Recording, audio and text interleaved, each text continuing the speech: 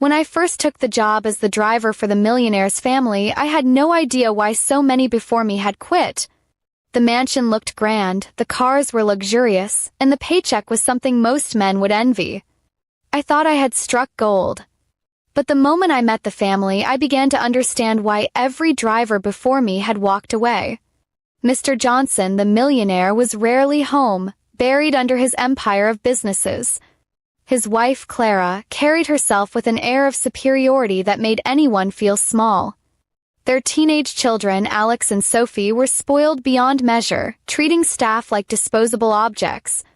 On my first day, Alex threw his soda can at me just to see if I'd catch it. Sophie, only 16, snapped her fingers to summon me as if I were some kind of servant at her beck and call. The staff whispered stories to me, about drivers who had lasted only days, some even hours, before walking out in frustration. The family's disrespect wasn't hidden. It was deliberate, as though they wanted to test the limits of those who worked for them. I almost questioned my decision but reminded myself why I was there. I had a mother's medical bills to pay and siblings' education to support. Walking away wasn't an option for me. One evening, while driving Clara to a gala, she criticized my every turn, from the way I held the wheel to the routes I chose.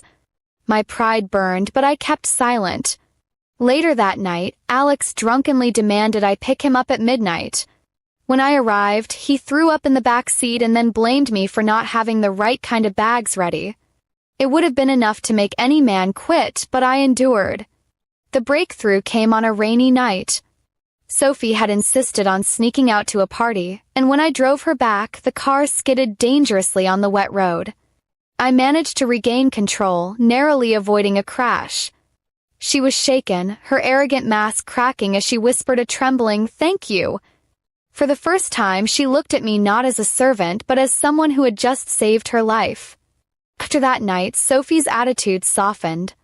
She no longer barked orders but asked politely. Sometimes she even sat in the front seat and talked. Alex noticed the change and, though slower to come around, began showing a little respect too. He still acted entitled, but he didn't throw cans anymore. Clara remained difficult, but I saw the cracks in her coldness when she once asked if I had family depending on me. It was the first personal question she had ever asked. Mr. Johnson was the hardest to read. He barely spoke to me, always rushing between meetings and flights. But one day, when I drove him to a business conference, he suddenly asked, "Why haven't you quit like the others?" I told him the truth, that I needed the job, but also that I refused to let disrespect define me. He nodded silently, and for the first time I sensed a glimmer of admiration in his eyes. Months passed, and slowly the household began to change. I noticed fewer shouting matches, less arrogance in the air. My consistency, patience, and professionalism had done what no other driver's temper or pride could achieve. I had earned their trust. The staff even whispered that the family was different since I had stayed. The real test came when Clara's car broke down during a storm.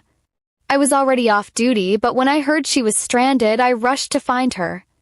Soaked to the bone, I got the car working and drove her home safely.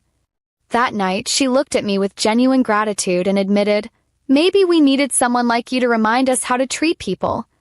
From then on, things changed drastically. The Johnsons began to treat their staff with respect. They weren't perfect, but the sharp edges softened. Alex even applied for a volunteer program abroad, and Sophie started driving lessons, though she insisted I be her instructor. Clara made a point to greet me politely every morning, and Mr. Johnson began trusting me with not just his car but his family's safety in every sense. I had gone into that mansion thinking I was just another employee who might not last a week. Instead, I became the one who stayed. The Millionaire's family, who had driven away every driver before me, found in me someone who didn't just serve them but stood firm enough to change them. Looking back, I realized it wasn't just about me proving them wrong, it was about teaching them what respect truly meant. And in turn, they reminded me that even the coldest hearts can warm when shown patience and integrity. I never saw myself as special, just a man trying to provide for his family. But somehow I became the driver who lasted where no one else did, and in doing so I became more than just their driver. I became the reason they learned to see people differently.